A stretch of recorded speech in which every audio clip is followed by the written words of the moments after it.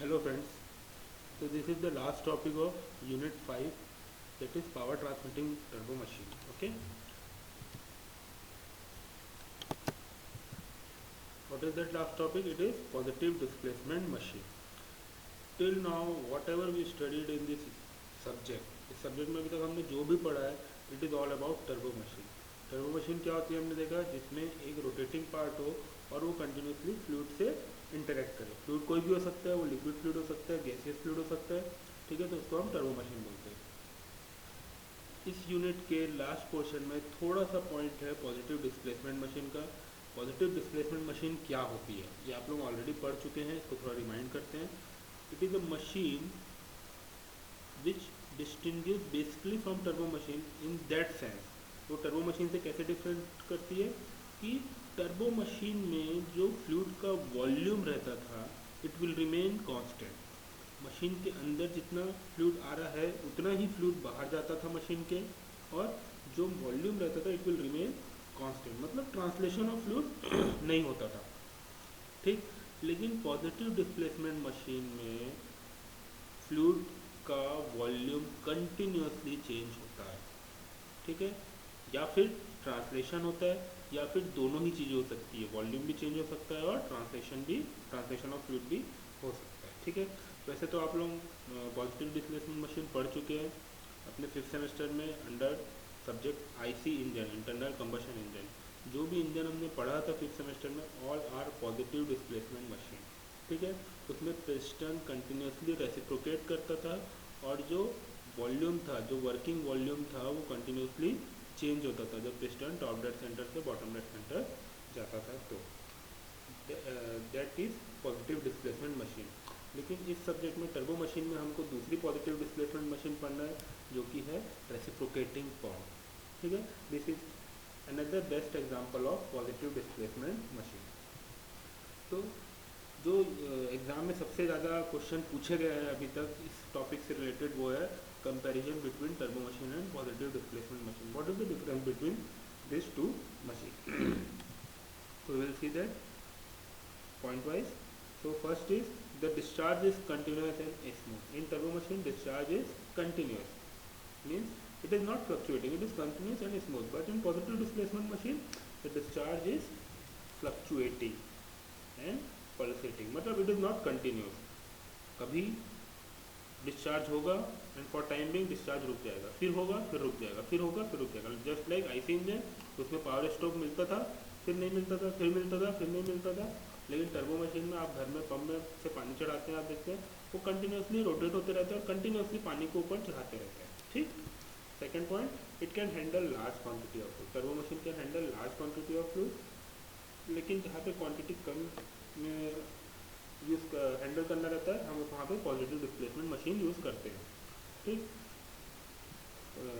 Turbo machine it can be use for lifting highly viscous liquid. Turbo machine में हम ज़्यादा viscous liquid को, ज़्यादा विस्कोसिटी के लिक्विड को, ज़्यादा थिक लिक्विड को भी हम लिफ्ट करा सकते हैं या उसको मूव करा सकते हैं. लेकिन पॉजिटिव डिस्प्लेसमेंट मशीन से हम ज़्यादा विस्कोसिटी वाले लिक्विड को यूज़ नहीं कर सकते. वाटर यूज़ कर सकते हैं, उससे कम विस्कस फ्लूइड ही हम यूज़ कर सकते हैं पॉजिटिव डिस्प्लेसमेंट मशीन में. Turbo machine is use for smaller head, whereas positive displacement machine is use for high head. मतलब जहाँ पे डिस्चार्ज ज़्यादा चाहिए, मतलब फ्लो रेट ज़्यादा चाहिए और हेड कम है, वहाँ पे हम टर्बो मशीन यूज़ करेंगे. और जहाँ पे डिस्चार्ज भले ही कम होगा लेकिन हेड ज़्यादा है, वहाँ पे हमको पॉजिटिव डिस्प्लेसमेंट मशीन यूज़ करना पड़ेगा. टर्बो मशीन का costing as compare to positive displacement machine कम होता है, और positive displacement machine are costly. Mean positive displacement machine बोलने से मतलब है, अभी मैं टर्बो मशीन को कंपेरिजन कर रहा हूँ रेसिप्रोकेटिंग पंप से. Again turbo machine it can run in high speed, बहुत ही ज़्यादा स्पीड में होता है, बट क्योंकि वो रोटरी मशीन है, कोई भी चीज़ रोटेट होगी तो उसकी स्पीड ज़्यादा हो सकती है. लेकिन जो रेसिप्रोकेटिंग मशीन है उसकी स्पीड बहुत ज़्यादा नहीं हो सकती, क्योंकि वहाँ पे स्लाइडिंग फ्रिक्शन होता है. तो हम उसको एक पर्टिकुलर ही स्पीड से मूव करा सकते हैं, उसको यूज़ कर सकते हैं. बहुत ज़्यादा हाई स्पीड में वो मूव नहीं कर सकते. टर्बो मशीन की इफिशियंसी हाई होती है और पॉजिटिव डिस्प्लेसमेंट मशीन की इफिशियंसी लो होती है. तो ये 60 डिफरेंस आपको याद करना है. एग्जाम में क्वेश्चन 7 मार्क्स का आ सकता है, आप उतना लिखेंगे तो काफ़ी रहेगा। ठीक, अब अपन देखते हैं वर्किंग ऑफ टर्बो मशीन या वर्किंग ऑफ रेसिप्रोकेटिंग पंप। ठीक है, तो सबसे पहले अपन इंपॉर्टेंट कंपोनेंट देखते हैं, कौन कौन से कंपोनेंट होते हैं इसमें। जो जितने भी लिखे हैं सभी इंपॉर्टेंट कंपोनेंट है, तो अपन स्टार्ट करते हैं सबसे पहले पिस्टन से। ठीक, पिस्टन से लगी हुई है पिस्टन रॉड, इसको बोलते हैं पिस्टन रॉड। ठीक, पिस्टन रॉड का दूसरा एंड कनेक्ट है कनेक्टिंग रॉड से, कनेक्टिंग रॉड लगी हुई है, कनेक्टिंग रॉड फिर क्रैंक से कनेक्ट है इस पॉइंट के through. Crank is able to rotate in clockwise direction. हम एज्यूम कर रहे हैं कि क्रैंक किस में रोटेट करेगा, क्लॉकवाइज डायरेक्शन। ये पूरा का पूरा सिलेंडर रेसिप्रोकेट करेगा किसके अंदर, सॉरी पिस्टन रेसिप्रोकेट करेगा किसके अंदर, सिलेंडर के अंदर। ठीक है, तो ये अरेंजमेंट हो गया, आप लोग थोड़ा इमेजिन कर पा रहे होंगे। ठीक, क्योंकि हमने आईसी इंजन में पढ़ा था, उससे मिलता जुलता अरेंजमेंट है ये। ठीक, ये जो क्रैंक है इसका रेडियस है आर, तो ये टोटल ए से लेके सी तक की लेंथ हो गई 2r। ठीक, पिस्टन जब सबसे लेफ्ट मोस्ट पोजीशन में रहेगा तो जो पॉइंट ये वाला जो है, ये वो जो पोर्शन है, ये पॉइंट ए में रहेगा। और पिस्टन जब सबसे राइट हैंड पोजीशन में रहेगा, राइट मोस्ट पोजीशन में रहेगा, तो ये पॉइंट जाके सी में चले जाएगा। तो टोटल पिस्टन कितना ट्रैवल कर रहा है, 2r distance, that is called stroke line. इसको बोलते हैं stroke line, that is denoted by L, L is equal to 2 into R. ये रेसिप्रोकेट कर रहा है सिलेंडर के अंदर। ठीक है, सिलेंडर का एक एंड, ये वाला एंड, इसको बोलते हैं हम डिलीवरी पाइप। ठीक, डिलीवरी पाइप और सिलेंडर कनेक्टेड है डिलीवरी वॉल से, जो कि सिर्फ एंटी क्लॉकवाइज डायरेक्शन में, यहाँ पे वो फिक्स है, हिंज है, यहाँ पे इस पॉइंट पे, वाले पॉइंट में हिंज है, और वो सिर्फ एंटी क्लॉकवाइज रोटेट कर सकता है, वन वे वॉल्व है। दूसरा एंड इसका सक्शन पाइप से कनेक्ट होता है, और यहाँ पे भी एक वन वे वॉल्व लगा होता है, जो कि again clockwise anti clockwise direction में ही वो कर सकता है। इस सिलेंडर के सेंटर से लेके सम्प लेवल तक, पानी का लेवल जहाँ से हमको वाटर सक करना है, उसको हम बोलते हैं सक्शन हेड, और सेंटर से लेके जहाँ पे पानी को डिलीवर करना है, उसको हम बोलते हैं delivery head. So these are the important parts of reciprocating machine. अब अपन इसकी वर्किंग देखते हैं। वर्किंग क्या सिंपल है, हम एज्यूम कर रहे हैं कि जो पिस्टन है वो लेफ्ट मोस्ट पोजीशन में है। जैसे ही वो लेफ्ट मोस्ट पोजीशन में, ये वाला जो पॉइंट है वो ए पॉइंट में। ठीक, ये जो थीटा एंगल है ये हॉरिजॉन्टल से क्लॉकवाइज डायरेक्शन में क्रैंक बना रहा है, वो थीटा है। थीटा क्या हो जाएगा उस केस में, 0 हो जाएगा। तो थीटा 0 होगा, piston is in the left most position, यहाँ पे अभी कुछ भी नहीं है। ठीक, it is only air is present inside the cylinder. Okay, now we give energy to this crank and this crank start rotating. जैसे ये क्रैंक स्टार्ट करेगा रोटेटिंग क्लॉकवाइज डायरेक्शन में, तो ये थीटा की वैल्यू बढ़ते जाएगी। जैसे ही थीटा की वैल्यू बढ़ते जाएगी, ये जो पिस्टन है it will start moving from left to right, ये लेफ्ट से राइट मूव होना स्टार्ट हो जाएगा। जैसे ये लेफ्ट से राइट स्टार्ट मूव होना, यहाँ पे वैक्यूम क्रिएट होगा। वैक्यूम क्रिएट होगा तो ये जो सम्प लेवल है, यहाँ पे प्रेशर कितना है, एटमॉस्फेरिक प्रेशर है, यहाँ पर एटमॉस्फेरिक प्रेशर से कम हो जाएगा। Because of pressure difference this fluid या this water will travel from sump to cylinder. ये वॉल्व वन वे वॉल्व है, suction valve one way valve है, ये ओपन हो जाएगी बिकॉज ऑफ प्रेशर डिफरेंस, और पानी यहाँ पे आके इकट्ठा होना चालू हो जाएगा। कब तक इकट्ठा होगा, जब तक ये जो क्रैंक है 180 डिग्री रोटेट कर लेगा, पॉइंट सी तक आ जाएगा, तब तक पिस्टन भी लेफ्ट से राइट आ जाएगा, और पूरा का पूरा ड्यूरेशन में वाटर सम से ऊपर की तरफ आके सिलेंडर में फिल होने स्टार्ट हो जाएगा, होते रहेगा। ठीक, जैसे ये क्रैंक 180 डिग्री रोटेट हो गया, उसके बाद वो उससे आगे बढ़ेगा, तो क्या होगा कि ये जो पिस्टन है ये again right to left move करना स्टार्ट होगा। जैसे ये राइट टू लेफ्ट मूव करना स्टार्ट होगा, तो क्या होगा, ये सक्शन वाल्व क्लोज हो जाएगा, क्योंकि वन वे वाल्व में प्रेशर पड़ेगा, तो ये ऑब्वियसली क्लोज हो जाएगा, और अगेन फिर वाटर को कहीं जाने की जगह नहीं मिलेगी, तो ये डिलीवरी वाल्व ओपन होगा। अगेन डिलीवरी जहाँ पे हो रही है वहाँ पे एटमॉस्फेरिक प्रेशर है। अब जब पिस्टन राइट से लेफ्ट मूव कर रहा है, तो यहाँ पे सिलेंडर के अंदर प्रेशर बढ़ गया और एटमॉस्फेरिक प्रेशर कम हो गया, तो water will start flowing through this delivery valve to the delivery pipe, and it will go into the discharge and.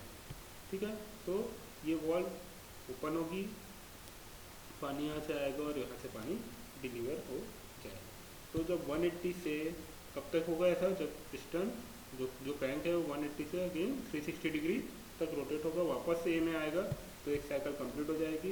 तो वाटर चढ़ा, first 180 degree rotation of crank जहाँ पे पिस्टन लेफ्ट से राइट मूव हुआ, next 180 degree of rotation जब piston right से left हुआ तो उस समय डिलीवरी हुई। तो देखिए अपन यहाँ पे जो डिस्चार्ज है वो कंटिन्यूस नहीं है, क्योंकि जब crank 180 degree first 180 degree rotate कर रहा है तब हमको कोई कुछ भी डिस्चार्ज या डिलीवरी नहीं मिल रही है। नेक्स्ट साइकिल में जब सी से ए आ रहा है, नेक्स्ट 180 डिग्री में हमको डिस्चार्ज मिला है, तो इसीलिए यहाँ पे जो रेसिप्रोकेटिंग पंप होता है उसमें डिस्चार्ज होता है वो कंटिन्यूस नहीं होता, वो फ्लक्चुएटिंग होता है। This is the simple working of reciprocating pump. और एग्जाम में आपको इसी को अपने वर्ड्स में लिखना है, मैं नोट्स आप लोगों को प्रोवाइड करूँगा इसकी वर्किंग में, ठीक है। जो मैं बोला हूँ वो वर्किंग के नोट्स प्रोवाइड होंगे आप, ठीक है। नेक्स्ट अब इसका थोड़ा मैथमेटिकल फॉर्मूले देख लेते हैं। अब देखिए ये सिंगल एक्टिंग भी हो सकता है, डबल एक्टिंग भी हो सकता है। अगर ये सेम अरेंजमेंट है, तो पाइप का डिलीवरी पाइप का और सक्शन पाइप का अरेंजमेंट मैं इस साइड भी लगा दूँ, ठीक है। तो अभी क्या हो रहा है कि जब ये पिस्टन लेफ्ट से राइट मूव कर रहा है तो ये कुछ वर्क नहीं कर रहा है, मतलब डिलीवरी नहीं कर रहा है। लेकिन अगर यहाँ पे भी एक पाइप होता, इधर पे भी सेम पाइप होता, तो जब पिस्टन पीछे की तरफ आ रहा है तो ये पाइप डिलीवरी करता, जब पिस्टन आगे की तरफ आ रहा है तो ये पाइप डिलीवरी करता। तो उसको हम बोलते हैं डबल एक्टिंग रेसिप्रोकेटिंग पंप। अभी जो फिगर दिख रहा है आपको वो सिंगल एक्टिंग रेसिप्रोकेटिंग पंप है। तो जब डबल एक्टिंग होता तो हर चीज़ डबल हो जाती, डिस्चार्ज डबल हो जाता, वर्क डन डबल हो जाता। तो पहले हम सिंगल एक्टिंग रेसिप्रोकेटिंग पंप के फॉर्मूले देखेंगे, उसको फिर मॉडिफाई करेंगे डबल एक्टिंग के लिए, ठीक है। तो सिंगल एक्टिंग रेसिप्रोकेटिंग पंप अपन स्टार्ट कर रहे हैं। हमने देख लिया कि सिलेंडर का डायमीटर हमने क्या एज्यूम किया, सिलेंडर क्या, इसका डायमीटर हमने, ये डायमीटर हमने कैपिटल डी एज्यूम किया।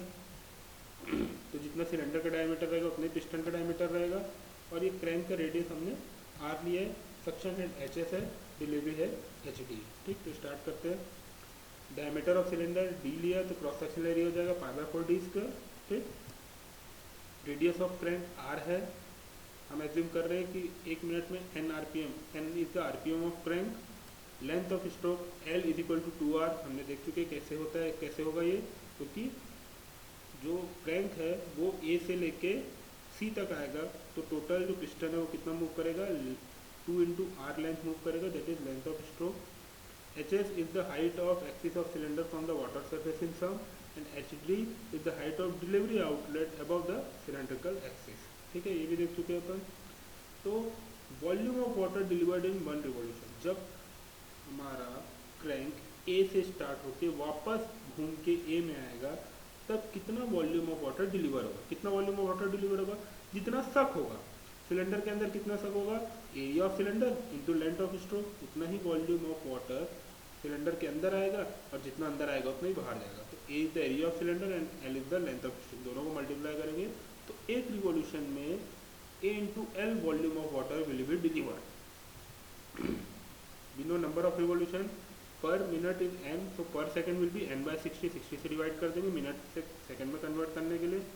देयरफॉर डिस्चार्ज ऑफ पंप पर सेकंड, ये जो डिस्चार्ज है ए इंटू एल, ये एक साइकिल में हो रहा है, और एक सेकंड में इतनी साइकिल होती है, तो पर सेकंड में कितना डिस्चार्ज होगा, A into L into n/60, time से मल्टीप्लाई कर देंगे, नंबर ऑफ रिवॉल्यूशन से मल्टीप्लाई कर देंगे, तो ए इंटू क्यू डिस्चार्ज कितना हो जाएगा पर सेकंड, ए इंटू एल, ये है 1 साइकिल में डिस्चार्ज, और एक सेकंड में इतनी साइकिल हो रही है, तो एक सेकंड में डिस्चार्ज कितना होगा, तीनों का मल्टीप्लिकेशन, ए इंटू एल इंटू n/60, तो क्यू की वैल्यू हमको मिलती है।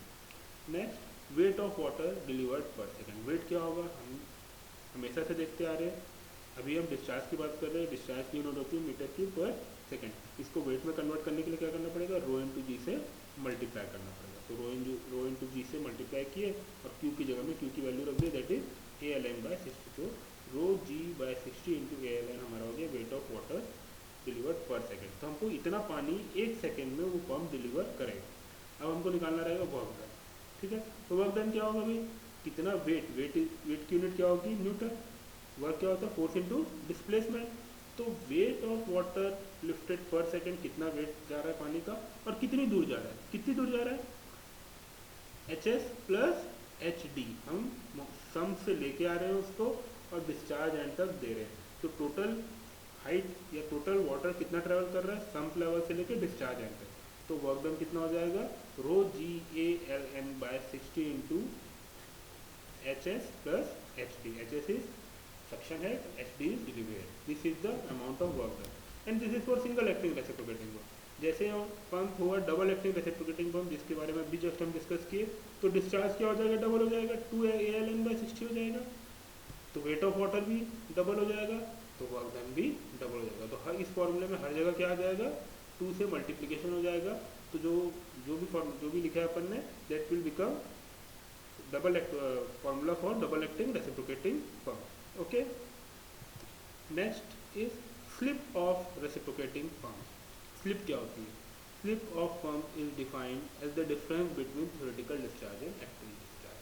थ्योरेटिकल हमने फॉर्मूला से देख लिया कितना डिस्चार्ज हो रहा है, कितना ALN/60.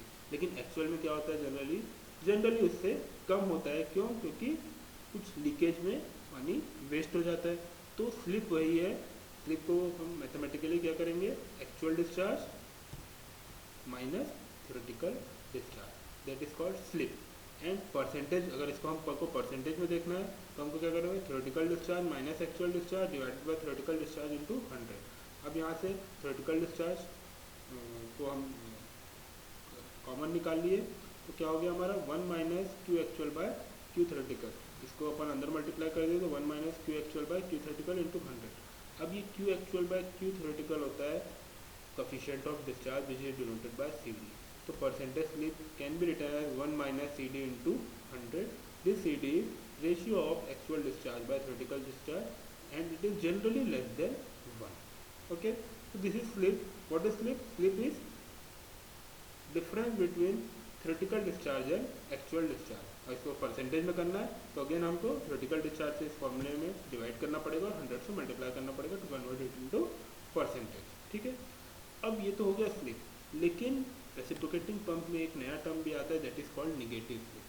कभी कभी क्या होता है कि जो एक्चुअल डिस्चार्ज है it will be more than theoretical discharge. उस केस में जो स्लिप होती है ये क्या हो जाएगी, थ्योरेटिकल डिस्चार्ज कम हो जाएगा. थ्योरेटिकल डिस्चार्ज कम हो गया, एक्चुअल डिस्चार्ज अगर ज़्यादा हो गया तो जो स्लिप की वैल्यू क्या आएगी, माइनस में आ जाएगी. माइनस में आ जाएगी तो उसको बोलते हैं नेगेटिव स्लिप. अब ये कब होता है, ये जब होता है जब डिलीवरी पाइप बहुत छोटी होती है, सक्शन पाइप बहुत बड़ी होती है और पंप जो हमारा है वो बहुत हाई RPM में रोटेट करता है. अगर ये तीन कंडीशन सेटिस्फाई हो रही है तो कभी कभी क्या होता है कि एक्चुअल डिस्चार्ज जो है वो थ्योरेटिकल डिस्चार्ज से ज़्यादा हो जाता है. ठीक है. तो रेसिप्रोकेटिंग पंप में इतना ही पढ़ना है आप लोगों को, क्योंकि अगर एग्जाम में आएगा भी तो 2 क्वेश्चन बनते हैं इससे. जनरली तो देखा गया पिछले 4-5 साल के पेपर में कि या तो difference between turbo machine and positive displacement machine reciprocating pump बोल देगा, या फिर रेसिप्रोकेटिंग पंप की वर्किंग पूछ लेगा. तो वर्किंग में आपको फिगर बनाना है और आपको उसको एक्सप्लेन करना है. बाकी जो ये फॉर्मूला है इसका यूज़ नहीं हुआ है, एग्जाम में कभी नहीं पूछा गया, लेकिन थोड़ा समझने के लिए आपको बता दिए कि वर्क डन क्या होता है और स्लिप क्या होता है. स्लिप इंपॉर्टेंट है, आगे भी आप लोगों को काम आएगा कि क्या होता है स्लिप. तो दिस कंप्लीट्स यूर यूनिट 5. अभी टोटल हमारे 4 यूनिट कंप्लीट हो चुके हैं, first, second, third and fifth. अब नेक्स्ट क्लास से अपन 4th यूनिट स्टार्ट करेंगे, that is fan, blower and compressor. Thank you.